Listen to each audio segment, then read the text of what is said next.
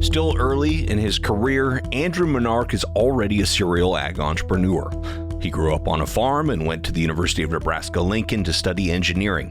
While still in school, he worked with his brother on the startup FarmAfield. After graduation, though, that led him to starting another company where farmers could get custom whiskey distilled from their own corn. I started Flyover Whiskey, and part of my goal was I wanted to go through all the motions of a business. The starting, the growing, and the exit. After successfully selling Flyover Whiskey, Andrew went to Stanford to get his MBA. It was there he met the co-founder for his current business, BovEye, which builds underwriting tools for agricultural banks.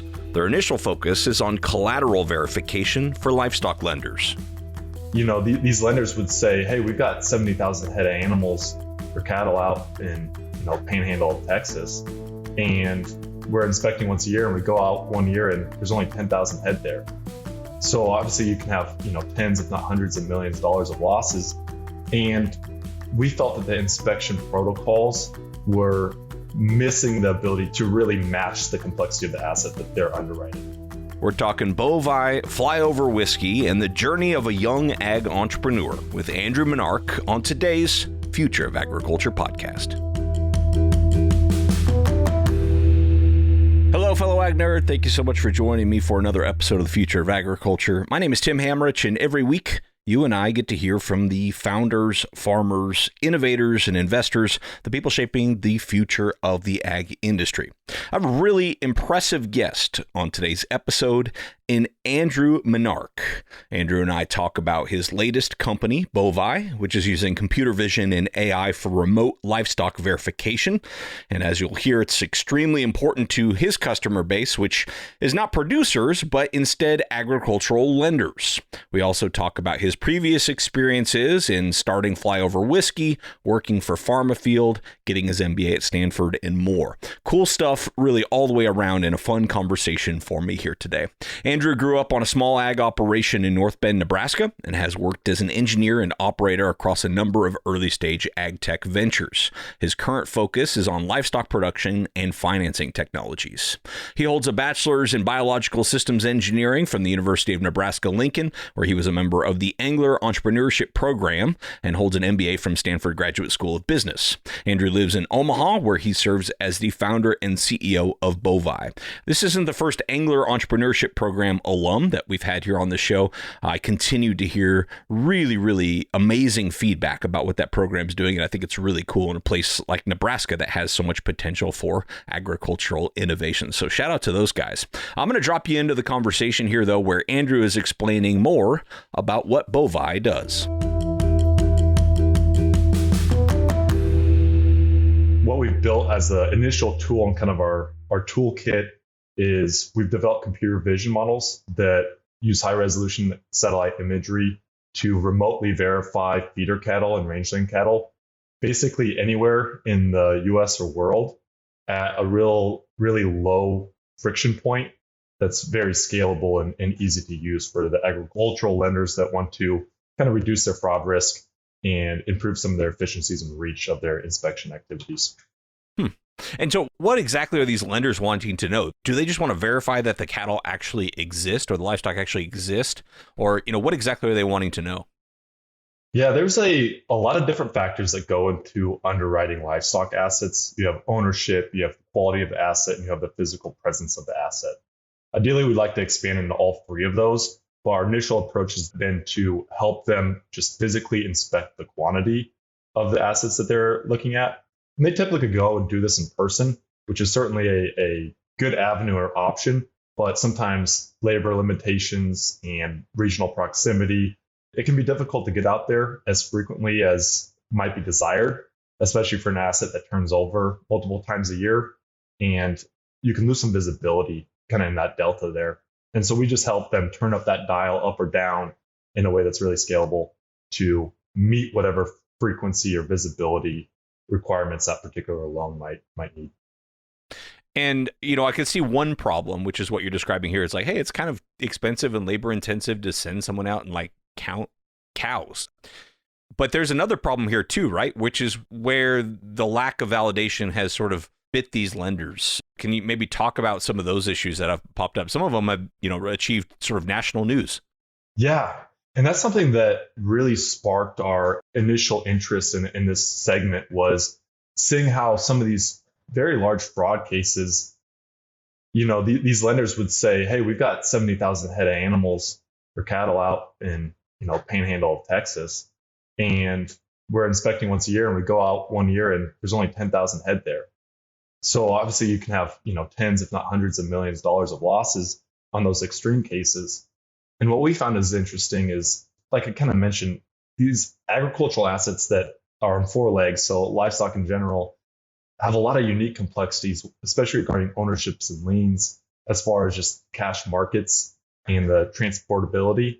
And we felt that the inspection protocols were missing the ability to really match the complexity of the asset that they're underwriting.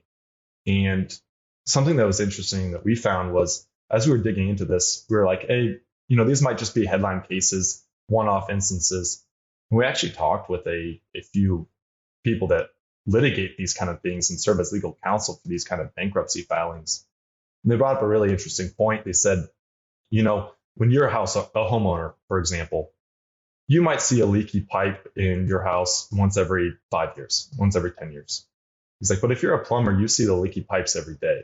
He's like, we're basically the plumbers in this industry, and we're seeing a lot of these cases come across our desk, once, twice, three times a week in ranges of, $1 to $20 million. And so now we're under no illusion that just missing inventory is the only root cause of this. There's a lot of different ways things can go wrong, but we're trying to just go through a few of the checklists and ways that things can go wrong and build tools that add a little bit of a quantitative back end to some of these, what may be otherwise manual practices. Yeah. And I mean, there are some instances that are just clear fraud, probably malintent happening. I mean, if you're receiving financing for 70,000 and you only have 10,000, you probably had a lot of time there to kind of come clean and chose not to.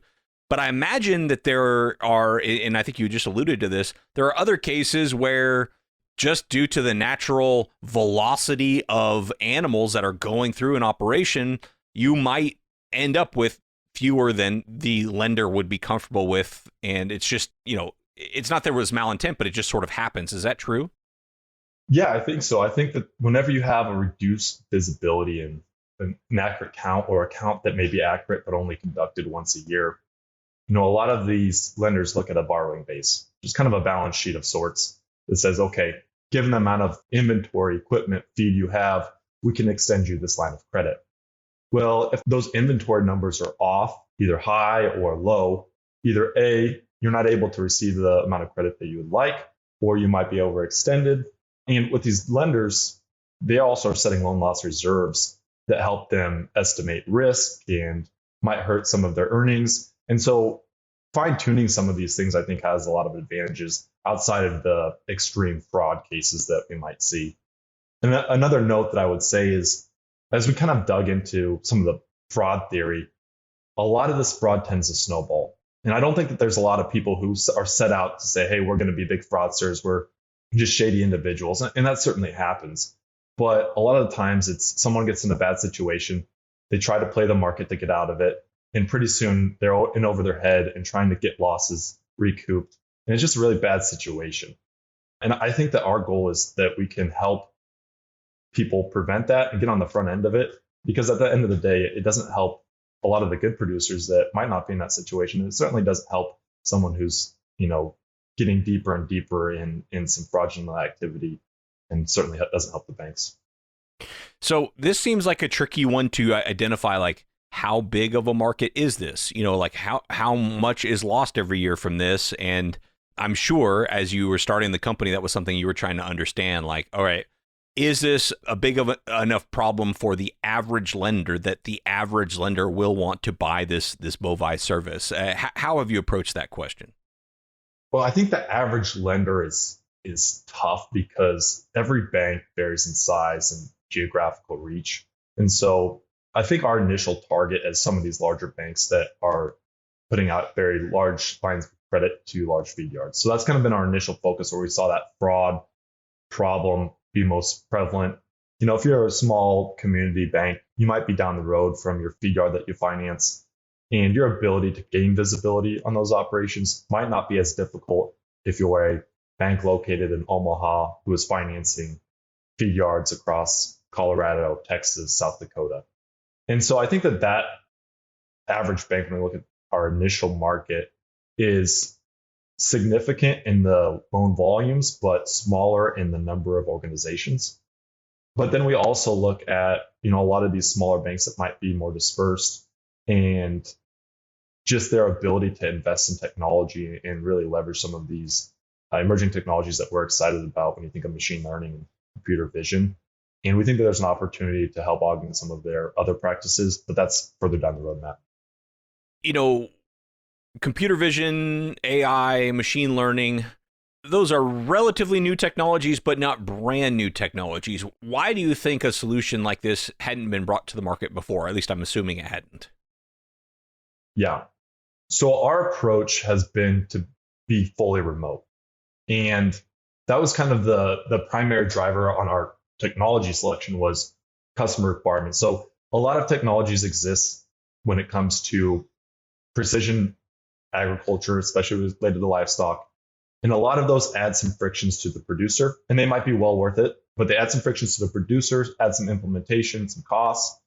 And what we were saying is, well, let's start with what does the lender care about, and not try to over-design a solution that solves all the problems in the industry, but solves a really focused problem. And one of the things we landed on was the need to be as fully remote as we can and really low implementation frictions. At the same time, we saw some really interesting trends with satellite imagery, both in the spatial and temporal resolution, that was kind of reaching an inflection point where the resolution was high enough to detect individual animals, and the reach and frequency was high enough to meet the lender's needs for frequency. So then as we kind of triangulated on that, like you said, computer vision isn't new, hadn't really had the resolution to be effective in this regard. And it's still kind of, we're right on the edge of it being possible or feasible. Then you bring in the power of some of those neural networks to really detect the nuances in the imagery that we use to reach accuracies that are also sufficiently accurate for the lender's requirements as well. Last year, I read and did an episode on the book Cattle Kingdom about kind of the cattle bonanza of the 1800s. And, they talked about all of the crime and the fraud and things going on. I remember one story in particular of a guy who was trying to validate he was buying as much cattle as he thought he was buying, and the person selling it just kind of ran his cattle around twice, so it looked like there were double amounts of it. And that's funny because it's just kind of like a really antiquated way of doing it, but it brings up a point that we really haven't come all that far from that in the 1800s to prior to BovEye. It's kind of still the same thing, somebody going out there and physically looking at how many cattle are out there, right? Yeah, well, even within the past 20 years, some of those methods have remained. There's stories about lenders who were brought out one day showing a pasture of cattle, and then brought out the next day and shown a different pasture of cattle that were coincidentally the same cattle that were moved. So again, the cattle wrestling and fraud in any industry is not new, but we have strong conviction that we have some of the tools available to wrangle it in a little bit and help provide the lenders with really quantitative tools that help them level up some of those inspections and verification. Is it going to be perfect? No, but just removing that risk a little bit is kind of our goal and our thesis behind it. And we've been talking strictly about cattle, and it is called BovEye, which makes me think you're pretty cattle focused. But do you see an opportunity in any other, agricultural contexts where this might be important or relevant? Yeah. So I feel like with companies, they're always starting where, you have a thesis in the starting point, and you have to be flexible and willing to pivot. And so, yes, we would focus on cattle, but I think we're also looking and saying, okay, where may we have not, had our eye out for, but could be valuable. And one of the things that we're starting to move into is some of this mobile-based verification. Again, mobile-based verification isn't new, but especially with some of these confinement barns, which coincidentally, you can't use satellite imagery that can see through roofs. And at the same time, especially with some of the biosecurity concerns, some of the lenders can't actually go in and inspect it. And so they're really flying blind in that regard, even on an annual basis. And so we're not exactly sure how it's going to look, but what we're working on now is some mobile-based application that uses georeferencing tagging and timestamping to allow the lender to send a link to the producer, have them collect visual information on their phone camera, and then we can also build in some computer vision verification on certain qualities that the lenders might look for. Again, just trying to figure out ways that we can not let the perfect be the enemy of improvement. Obviously you could be there every day, you could have a live stream, all of this, but we just want to reduce the friction and help them increase the frequency so they can have increased visibility. So that's one of the areas that we're looking at is how can we help them get greater visibility in confinement barns? And I think that that's probably our next play. So definitely not limited to cattle. And I would say we're still pretty focused on livestock because we think that that's where the need is probably the greatest. But we think there's also opportunities within equipment and maybe some crop guard as well. Sure. And in the cattle context, why can't these lenders just start requiring EID tags so that, they can confirm with those that the cattle do exist? So I personally, I think EID tags are great. I think that there was a long time where I was like, this is the solution. This should solve it. And then, it just kind of, it's been however many years and still going on. And one of the things we learned is this goes back to our kind of remote low friction approach. Lenders are competitive, right? They're competing with other lenders, interest rates, stuff like that. And if you're a lender who's competing for a customer and you're asking or requiring that customer to make a big financial change or implementation change, whatever the case may be, you're going to get some pushback and you might risk losing that business. And so we've heard that from lenders. We don't really want to ask them to make a lot of changes just from a lending standpoint. They do it on their own, great. But that's kind of a tricky situation for lenders. Second is the idea of being truly arm's length. And this is also a tricky thing. This is why we think that some of these remote verifications are important. But where are the vulnerabilities in the system for any tampering? And I think that there's a lot of good solutions with EIDs, but how are you verifying that EID tag is on an animal? How do you verify where that data is stored? And is it truly immutable? Those kind of things. And so we've seen that, even lenders that are lending to operations that have EIDs in every single animal are still out there once a year because they don't feel that those EIDs are perfectly arm's length, or even for just their own sanity, they need to be out there with eyes on the animals. Yeah. Well, the other thing is, in certain cases of fraud, I may be able to make it look like I have a bunch of cattle out there, but not necessarily own all the cattle out there. And so how do you validate not only that there are indeed, cattle on my property, but that I actually own them? Great question. And I think that that's something that we're thinking about is, again, you think of those different layers. Do the animals exist? Who own them? What are the quality of those animals? I think we are in a good position to, for sure, address the presence or the quantity aspect. I think that ownership is trickier, and we're thinking through ways that we can effectively show an overview and aggregate and flag any time that there may be a different lender or different party participating in that location. So we envision a world where BovEye is taking inventory for a particular bank. Another bank or investor, et cetera, comes to that operation. They say, hey, BovEye, we actually own this many head of cattle in this pen. Put us in kind of their system. And then we've explored the opportunity of being able to flag anonymously any party anytime there's an inventory shortfall across the group. So say Bank A is lending to this feed yard.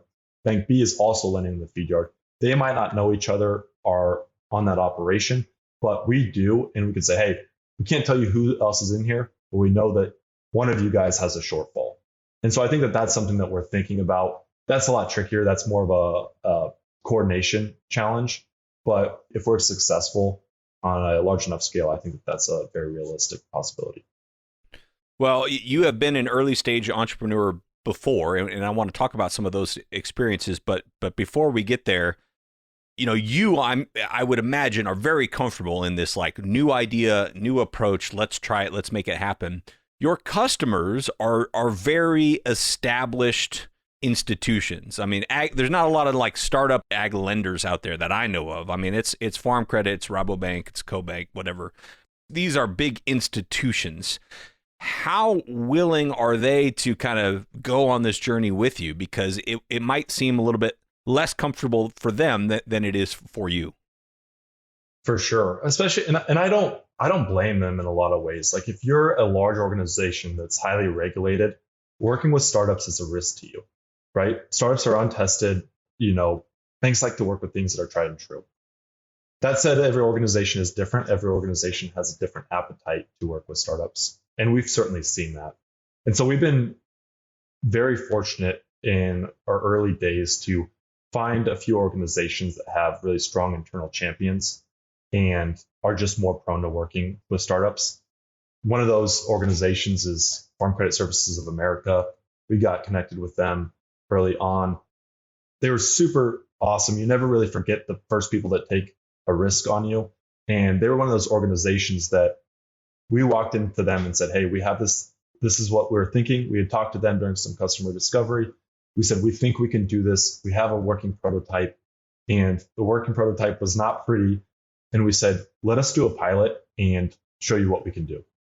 Through that pilot, we did several iterations and we're able to showcase our accuracy, which was going to improve over time, build out a full platform to handle all parts of the workflow and just kind of prove it out. So pilot approach has been successful for us in that regard, but it's still tricky to get in the door. And so anytime we can find the right internal champion and get our foot in the door through a pilot, we typically have some good success. But it's also really tricky to find that right internal champion. The banks vary. Also, the urgency of the problem varies by who it is in the bank.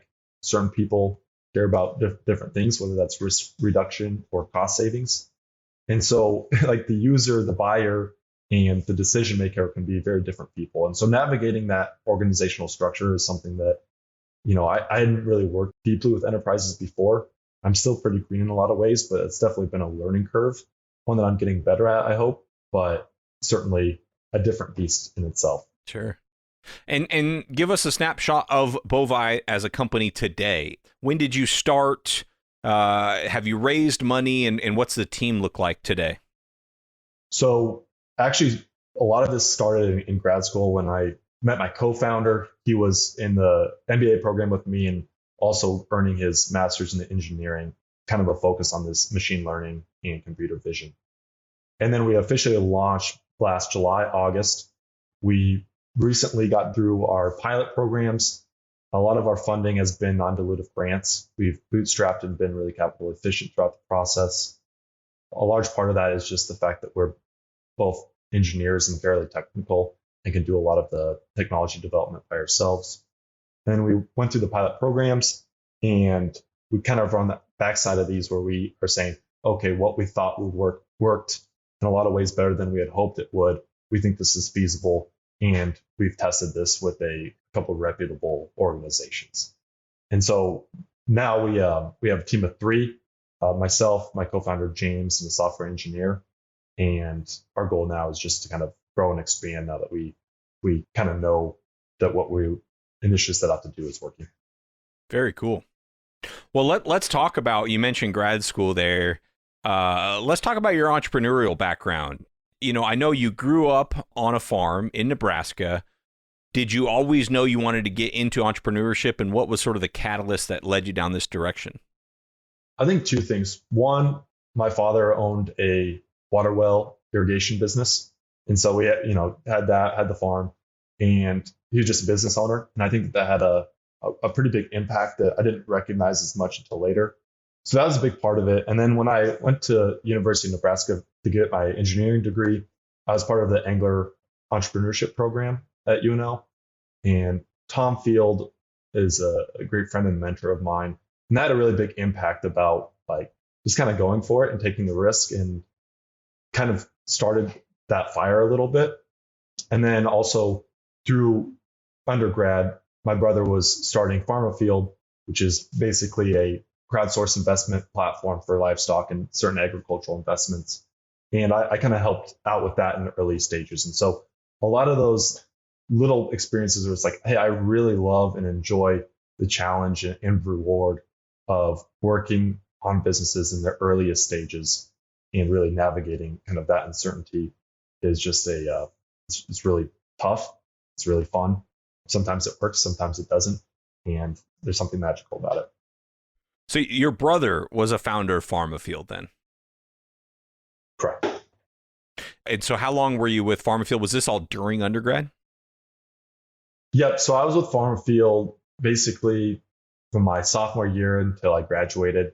And my brother had just come back from his PhD program and was saying, hey, I think this is an opportunity. We should look at building this out. And so kind of helped in the early stages, getting it off the ground and just learning a lot about what it entails and also learning a lot about, man, I do not feel like I have a lot of the skills necessary to grow and scale a business if that opportunity arose. So it was a very humbling experience. My brother's one of the smartest guys that I know. They're doing really cool things, and I'm happy to still be involved a little bit here and there. But great experience, but definitely led me to realize that there's a lot of things that I don't know. All right, and so then you're in undergrad, you're working with FarmAfield. When does this idea of Flyover Whiskey enter the picture? Yeah, so after FarmAfield, I felt the need to go work at a larger organization. I felt young and green and wanted to see how the actual larger organization operated. So I went and did a short stint in industrial engineering for a large manufacturer. And kind of while I was there, I was learning a lot, but also realizing I love the early stage company. Really fun. And so part of that realization happened by working with a large organization. But while I was there, I had always kind of had this idea, oh, this would be fun to do like a custom present or gift for one of my friends, whether they got married or started their farm or stuff like that. So I always had in the back of my mind that it would be fun and cool to make whiskey from your own corn. But that being fun and sounding cool does not necessarily mean a good business opportunity. And when I was in the manufacturing space, you saw a lot of different manufacturing processes or setups, mostly being, okay, what is your mix and what is your volume? In one words, are you building custom products at a lower scale, or are you building high volume products with a lower mix? And I kind of overlaid that with some of the things that I was looking at with the whiskey industry is like, there's a lot of these big companies that are building a few product lines that they scale and try to build nationally, get on retail shelves, stuff like that. Not as many that are doing more of the high mix custom. And that's probably for a reason.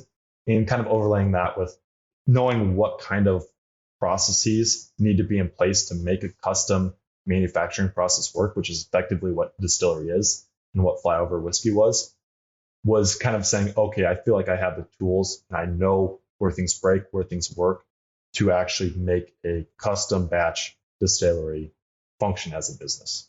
And then after that, I decided to leave that job. I had was able to defer grad school for a little bit, work on Flyover Whiskey and get that off the ground. So the concept is really cool, right? I mean, anyone who wants can make a bottle of whiskey, or I don't know what the minimum order is, with their own corn. How did you validate that idea? Because this is something where I think it's one of those things where everyone says, yeah, I love the idea. But you have to validate, like, okay, is this actually a business? Does this person who says they love the idea actually, are they going to put money up, to actually pay for this? How did you validate that idea and decide, this is actually worth my time to get this started? So two approaches that I kind of took. One was just looking at some adjacent trends.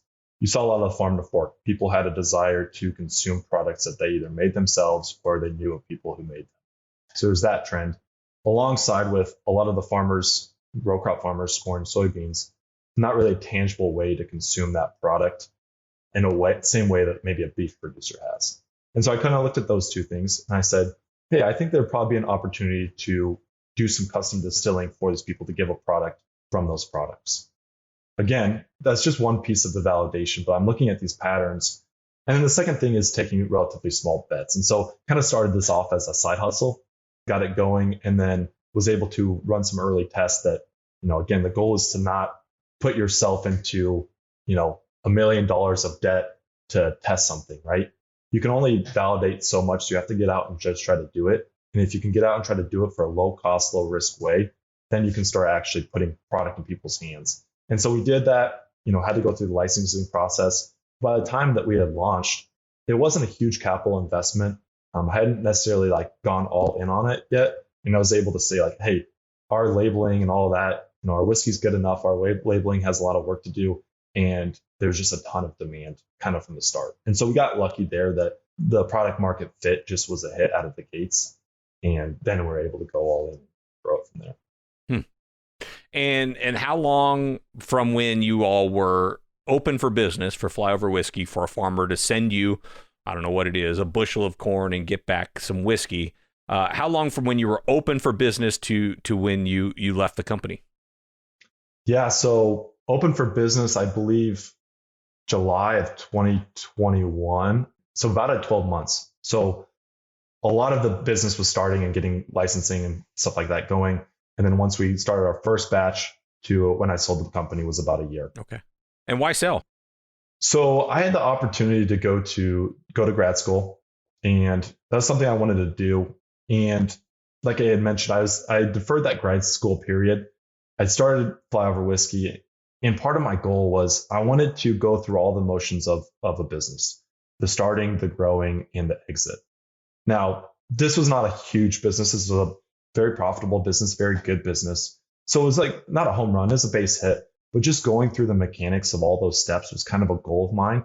And so I kind of set a period of time and said, I want to do this and then take those learnings and then go to grad school and continue kind of on this path of working the early stage businesses. Well, and of course, you had a chance to go to Stanford for your MBA, which not a lot of people do. So I could see the appeal there as well. How did you find a buyer so quickly? I would think for something that, okay, this isn't going to be $1 billion company, probably, but it does have, some appeal. Was it a customer that said, hey, if you ever want to sell this thing, I'm interested? Or was it luck, or did you have a strategy for exiting that quickly? No, that's a good question. So initially I had set out and said, hey, I want to kind of manage this remotely. And I kind of looked and said, okay, let's start to vet some potential candidates to manage this remotely. And as we got further along, I realized that without the regulatory aspects of it, managing something remotely was not necessarily going to be super feasible. Plus, I'm a big believer that, if you try to do two things at once, you end up half-assing both of them.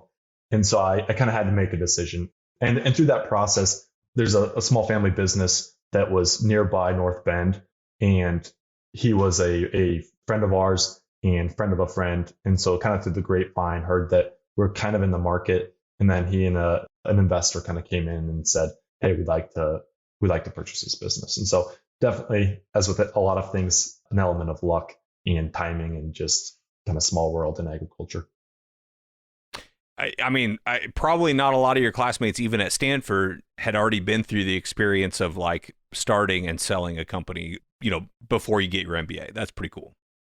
There's actually quite a few classmates who are very impressive. And so it was a very humbling experience there as well. But again, good experience to have. I still, like I said, it was a kind of a base hit, but it helps you kind of gain some experience to know where things can go right, where things can go wrong, which is a big benefit of grad school too, in my experiences, just kind of getting a wider view of different aspects of the business. And I think it's helped me as I start the next business say, okay, here are the things to consider. Here's where things can break, or here's where things can go really well. And here's kind of what product market fit looks like, which is kind of an elusive thing as well. And I know in prep for this interview, you mentioned one lesson that stood out to you about classmates having what appeared on the outside to be a wildly successful exit, but maybe on the inside didn't exactly work out as you might think for the founders. Can you talk about that a little bit? Yeah, I think that's something that's really stuck with me regarding how we finance BovEye and just in general, like the AgTech ecosystem, is the capital and the company match really matters.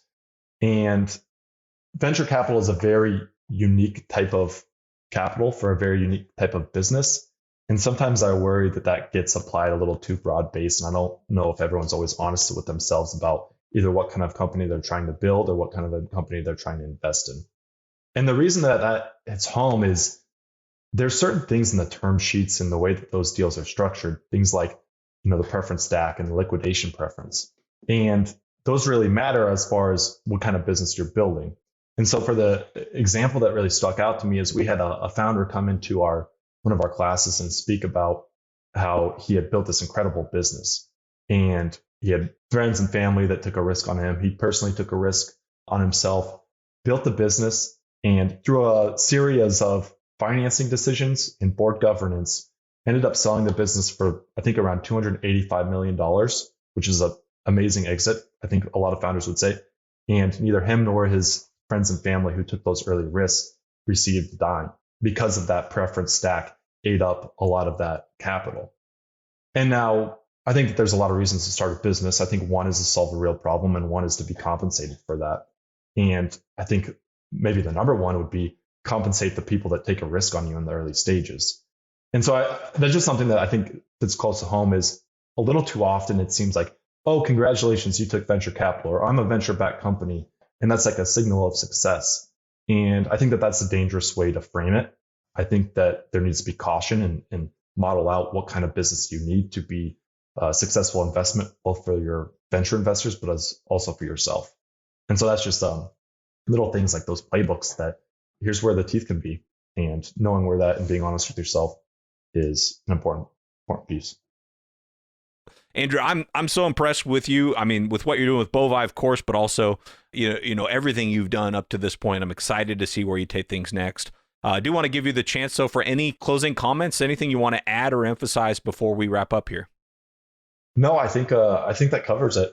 Obviously, if there's any organizations that listen to this podcast who are interested in involved in the financing of some of these assets, we're always looking to learn and understand things better and build really practical technologies and tools. So please reach out. And if you are one of the listeners who like whiskey, reach out to Flyover Whiskey. They're doing great things, and it's a great way to spend an evening. So. Well, what a fun conversation there with someone who continues to do some really cool things. Highly encourage you to check out the work they're doing at BovEye. That's just BovEye, BOVEYE.com. Or you can check out some of his previous projects in flyoverwhiskey.com or FarmAfield.com. We'll link to all of those, of course, in the show notes. Thank you so much to Andrew for being on the show here today. A lot more great content coming your way. I'm looking at the lineup of episodes we have coming up and really excited about what we have in the can, about as excited as I've been in a long time for the content we're getting ready to put out. So anyway, stay tuned, subscribe, follow, whatever the right word is these days. Thank you so much for your time and your attention. I do not take it lightly. We'll be back next week with another story of ag innovation.